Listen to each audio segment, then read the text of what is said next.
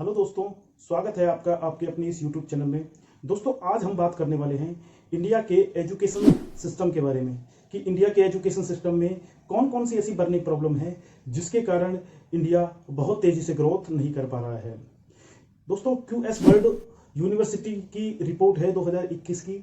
उसके अनुसार जो दुनिया के टॉप मोस्ट 100 यूनिवर्सिटी हैं उसमें से भारत की एक भी यूनिवर्सिटी नहीं है।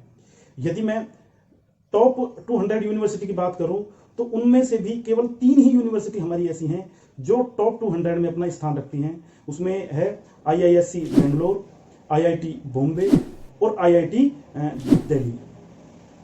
दोस्तों, इंडिया के अंदर लगभग 6000 बिजनेस यूनिवर्सिटियां हैं और लगभग 3.5 करोड़ स्टूडेंट ऐसे हैं जो इनमें स्टडी कर रहे हैं। लेकिन एसोचैम की एक रिपोर्ट ये बताती है कि कॉलेज कैंपस के बाद केवल 7% स्टूडेंट ऐसे हैं जिनको जॉब ऑफर हो पाती है। तो दोस्तों, इतना जबरदस्त जो गैप है वो क्यों है? इसके बहुत से कारण हैं। एक तो ये जो कॉलेजेस हैं इनको प्रॉपर फंडिंग नहीं मिल पाती है। इंडिया केवल अपनी जीडीपी का 3.1% ही इन्वेस्ट करता है, कंट्रीब्यूट करता है इंडिया के एजुकेशन सिस्टम के ऊपर, जबकि उसे लगभग 5 से 6% है वो कंट्रीब्यूट करना चाहिए। अगर मैं हाईली डेवलप कंट्री की बात करूं तो वो लगभग 5 से 6% अपनी जीडीपी का इन्वेस्ट करते हैं एजुकेशन सिस्टम के ऊपर। मैं नॉर्वे की बात करूं जो एक हाईली डेवलप कंट्री है, और नॉर्वे के जो एजुकेशन सिस्टम है वो दुनिया में सबसे बेहतरीन माना जाता है। वो दुनिया में सबसे ज़्यादा 6.7% है वो इन्वेस्ट करता है अपने एजुकेशन जो सिस्टम है उसके ऊपर। इसके अलावा जैसे न्यूजीलैंड है वो 6.5%, यूके है वो 6.4%, इजराइल है वो 6.3%। इसके अलावा जो यूएसए है वो 6.1% इन्वेस्ट करता है या अलॉट करता है अपने एजुकेशन सिस्टम को बेहतर बनाने के लिए। दोस्तों, यदि किसी देश को बहुत जल्दी तरक्की पानी है या बहुत जल्दी आगे बढ़ना है तो सबसे पहले उसे उसका जो एजुकेशन सिस्टम है उसको बेहतर बनाना होगा। इसके अलावा दोस्तों, इन कॉलेजों के अंदर जो पढ़ाने वाली जो फैकल्टियां हैं, जो प्रोफेसर हैं, वो भी इनकॉम्पिटेबल हैं, क्योंकि इन कॉलेजों के अंदर लगभग 60% जो वैकेंसियां हैं वो लगभग खाली हैं और उन्हें एज ए गेस्ट फैकल्टी के तौर पर, गेस्ट प्रोफेसर के तौर पर उन्हें फिल किया जाता है। और ये जो प्रोफेसर हैं इनको प्रॉपर एक्सपीरियंस नहीं होता है इंडस्ट्री का, तो वो स्टूडेंटों को प्रॉपर एजुकेशन भी नहीं दे पाते हैं। इसके कारण जो स्टूडेंट हैं वो इंडस्ट्री की जो नॉलेज प्रैक्टिकल तौर पर उन्हें लेनी चाहिए वो नहीं ले पाते, और कॉलेज लाइफ और जो कॉरपोरेट की लाइफ है इनके मध्य जो डिफरेंस है वो बहुत ज़्यादा होता है दोस्तों।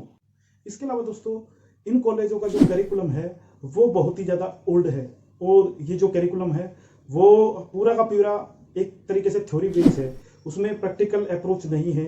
इंडस्ट्री की जो प्रैक्टिकल अप्रोच होनी चाहिए वो बहुत ज़्यादा नहीं है। इसके अलावा दुनिया के जो टॉप मोस्ट जो यूनिवर्सिटी हैं जिसमें हार्वर्ड है या स्टैनफोर्ड हैं, इनका जो करिकुलम है वो पूरा का पूरा एक तरीके से प्रैक्टिकल बेस है। इंडस्ट्री बेस जो प्रोजेक्ट्स हैं उनको मिलते हैं, केस स्टडी बेस हैं कि बिजनेस के अंदर क्या क्या प्रॉब्लम्स आती हैं और किस तरीके से उन प्रॉब्लम्स हैं उनको सॉल्व किया जाता है। तो ये जो करिकुलम है वो प्रॉब्लम सॉल्विंग बेस हैं कि किस तरीके से नई नई टूल्स एंड टेक्नोलॉजी के द्वारा बिजनेस की जो प्रॉब्लम्स हैं उनको सॉल्व किया जाए।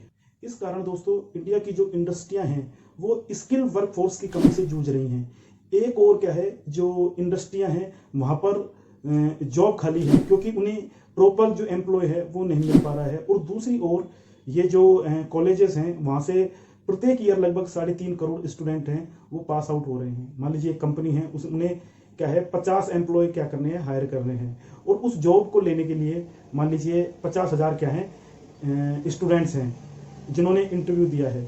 लेकिन दोस्तों क्या है, कंपनी को वो 50 एम्प्लॉय हैं जो प्रॉपर एम्प्लॉय उनको चाहिए, जिनके अंदर वो स्किल है, वो भी उनको नहीं मिल पाते हैं। इसका सबसे बड़ा कारण यही है कि भारत के अंदर जो स्किल्ड जो लोग हैं उनकी कमियां हैं, कॉलेज उनको वो स्किल प्रोवाइड नहीं करा पा रहे हैं।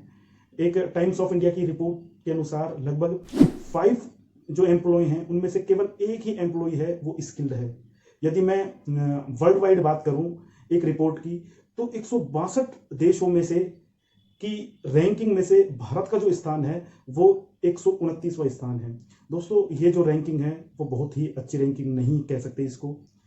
दोस्तों इसी कमी को पूरा करने के लिए डॉक्टर विवेक बिंद्रा सर ने बड़ा बिजनेस प्राइवेट लिमिटेड है कंपनी को स्टार्ट किया, और जो इंडिया के जो टॉप मोस्ट बिजनेस टाइकून हैं उनको एक साथ एक ही मंच पर लेके आए हैं। दोस्तों ये इंडिया के लिए पहला मौका है या दुनिया के लिए पहला इस तरीके का मंच है जहां पर इतने सारे जो बिजनेस से रिलेटेड जो टाइकून्स हैं वो एक साथ एक ही मंच पर दोस्तों आए हैं।